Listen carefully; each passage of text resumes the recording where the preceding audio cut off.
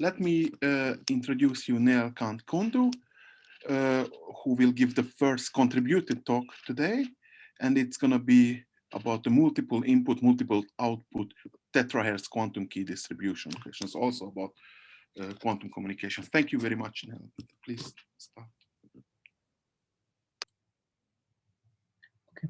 So, hello everyone. I am Neelkant Kundu, a PhD student from Hong Kong University of Science and Technology. And today I will present our recent work on MIMO terahertz quantum key distribution. Yeah, so this is the overview of my presentation. First, I will present the motivation for this study, and then I will present the possible solutions for secure communication in the post-quantum world. Then I will describe quantum key distribution, which is one of the possible solutions for quantum secure communication. Then I will present our proposed multiple input, multiple output or MIMO QKD solution for future secure networks. And then I will present the simulation results and finally make some concluding remarks and the possible extensions of this work. Yeah, so currently there are around 4.7 billion internet users worldwide. Hence, this privacy and security are very important for using online services like banking, email, social media, etc. So currently there are two main cryptographic solutions called this asymmetric encryption, where two different keys are used for encryption and decryption. So for example, one of the well-known algorithm is this public private cryptography algorithm called this RSA algorithm. The second one is called the symmetric key cryptography, where the same key is used for encryption and decryption, for example, AES or this advanced encryption standard. However, both these encryption schemes can be broken once these practical quantum computers are available in the near future by using these well-known quantum algorithms, that is the Shor's and this Grover's algorithm. So this quantum computer introduces a threat to our current cryptography algorithms. So we need solutions to mitigate this problem, and there are two possible solutions to secure our communication networks. So first is this post-quantum cryptography, and the other is this quantum key distribution. So this PQC or post-quantum cryptography replaces this earlier the prime factorization problem, which was in the RSA algorithm, with a much harder computational problem, which does not have an efficient quantum algorithm for now. While QKD provides this security, which is guaranteed by the laws of quantum physics. And this PQC is a software solution, while QKD is a new hardware solution. We further note that there is no provable security for PQC, while QKD provides unconditional security with provable security. So these PQC examples include lattice-based, hash-based, and multivariate cryptography. So for currently, there is no known quantum algorithm which can break these algorithms, but it is not secure in the future that we might find out a new algorithm which can break these in the near future. So the other solution is this for the QKD, there are two main types of quantum key distribution. One is this discrete variable QKD. The well-known examples are this BB84 and the E91, and this CVQKD, which is this GG02 or continuous variable QKD. So this is the timeline for this NIST PQC project timeline. And this is a schematic of how quantum key distribution is used to distribute the secret keys between Alice and Bob. And once these secret keys are distributed with Alice and Bob, they can use this secret key to encrypt their plain text. So this QKD provides unconditional security if these quantum keys or this secret keys are as long as the message and they are used only once. So then it is not possible to break this to break into the security of QKD. So for this quantum key distribution, there are two main categories. One is this discrete variable QKD and the other is CVQKD. So in the discrete variable, single photon sources and detectors are used to encode the information in the polarization of the wave. And the security of discrete variable QKD is based on the principle of no cloning theorem and the inability to distinguish arbitrary quantum states.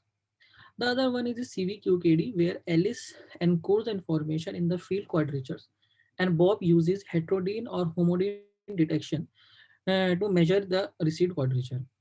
And the security of CVQKD is based on the principle of Heisenberg's uncertainty principle, which states that Both the in-phase and out-of-phase quadrature cannot be measured simultaneously with complete precision.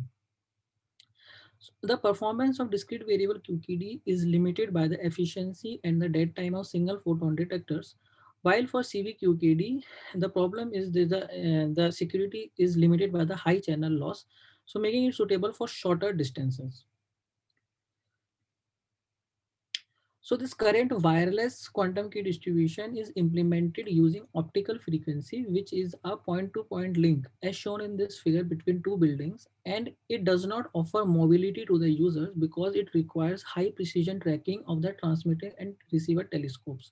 Then only this QKD can be performed.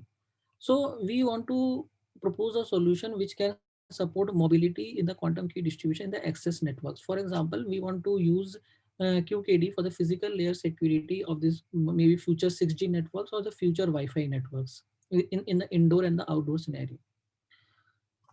So we find this optical is difficult to use for the mobility, and a natural question would be if this microwave frequency, which is used in this current 5G and this Wi-Fi, if this spectrum can be used for quantum key distribution. Basically, we are interested in continuous variable QKD.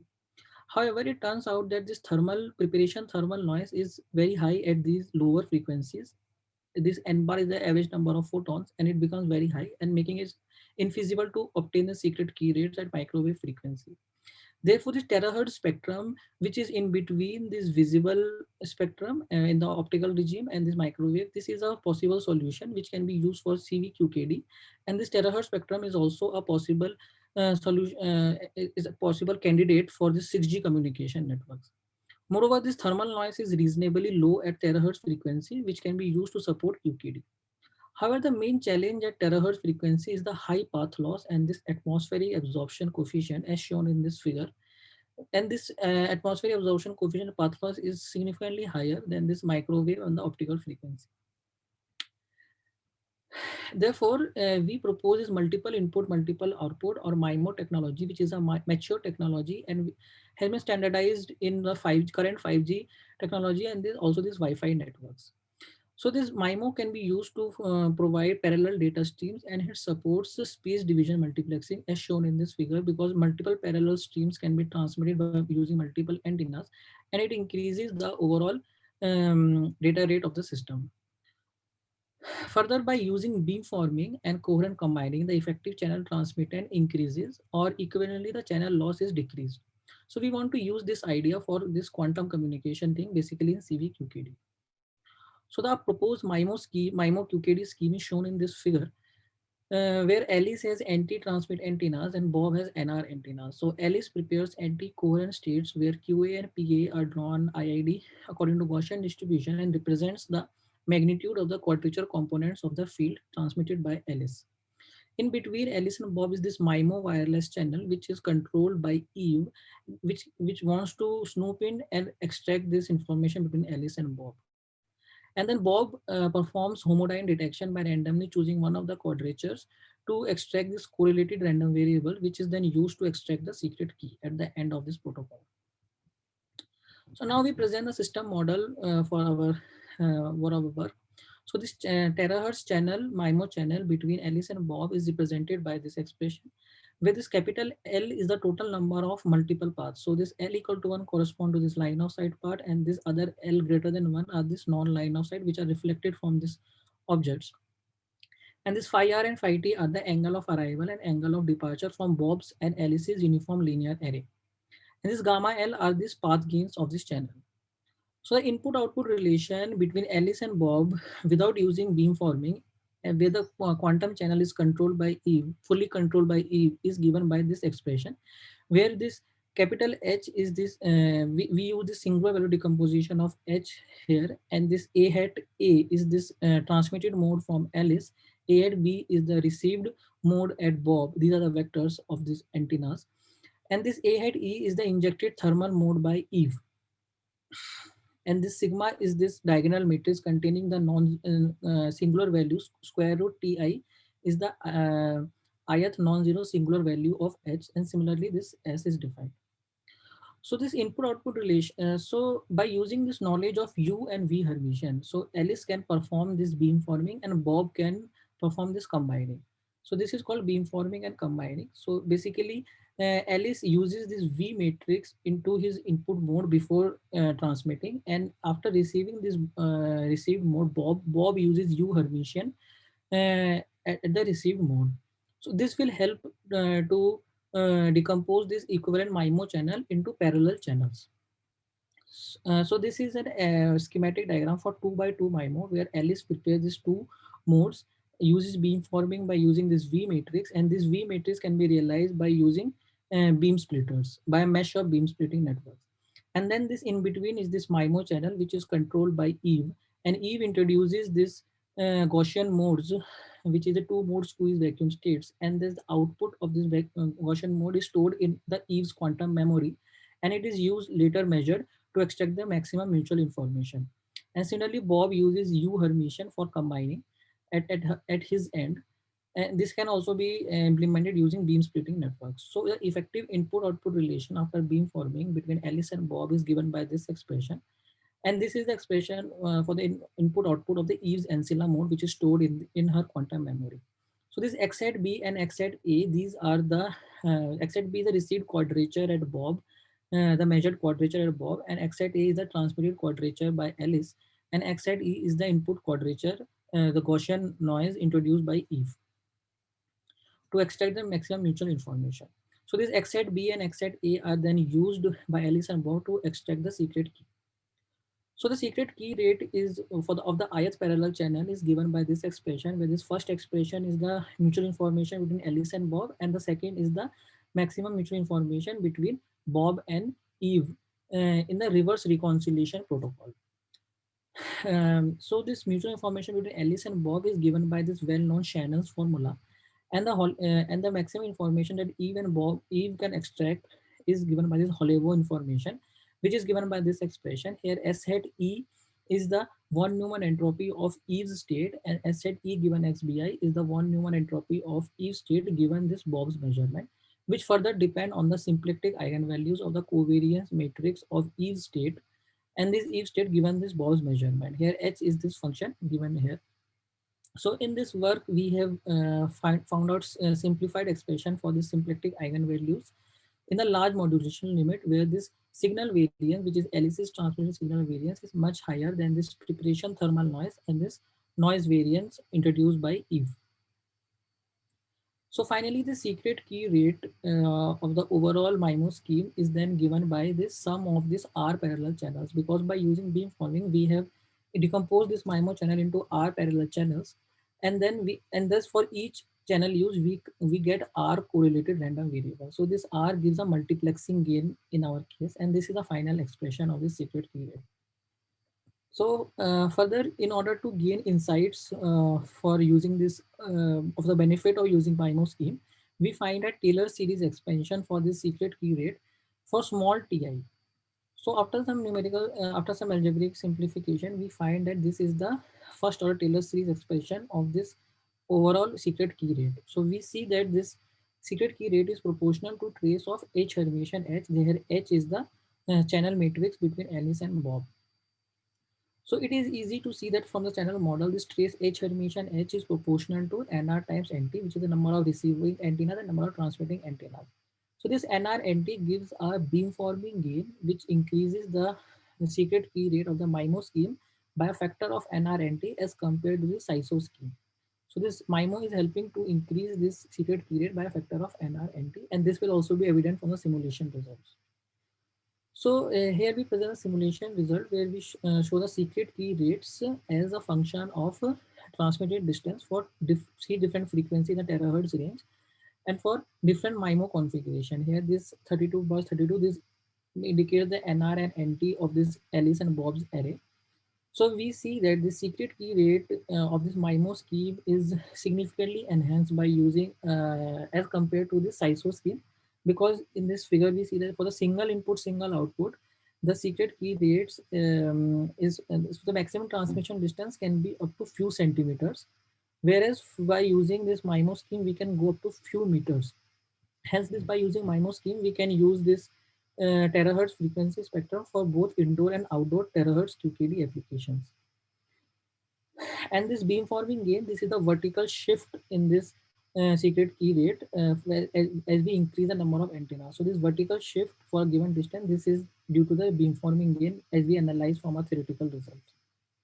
So in conclusion, we have proposed a MIMO terahertz CVQTD for beyond 5G wireless networks, and we have proposed singular value decomposition based beamforming and combining scheme, which converts this MIMO channel into R parallel channel that provides a multiplexing gain where R is the rank of this channel.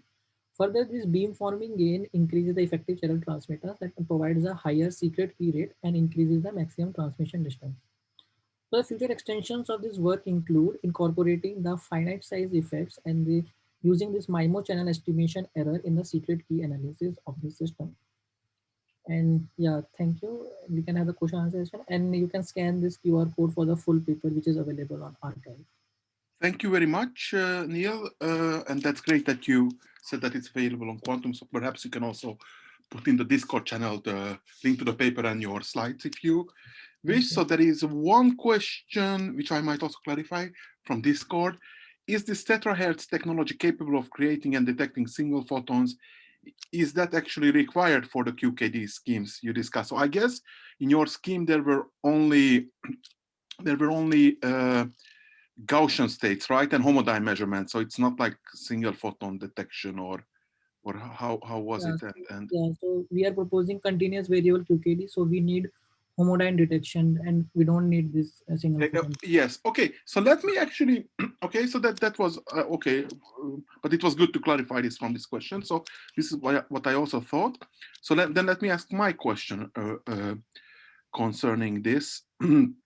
So you wrote up this expression for the maximum key distribution rate using the relative entropy, the von Neumann entropy, as you said. So, okay, in that case, is also the protocol to do the this key known? Is it easy? Because it's like it's a theoretical bound which can be reached, but is it easy to give that protocol actually the maximum that would give you this maximum rate of quantum key distribution? Yeah, for like this practical protocol to achieve this bound. So the first thing is that we need to know this channel estimation error and incorporating estimation error. So yeah, that is a future work, and then this gives the upper bound. So if we take into account this finite size effect, then this maximum transmission distance or the secret key rate will get decreased by something. So that we need to study in the future work. Okay, thanks a lot. But I just add to this, so in this 5G network that you mentioned a lot, in now one of the key features is that there are huge computational efforts that has to be made very fast to actually calculate these massive MIMO decodings and coding. So I guess this will also come in here.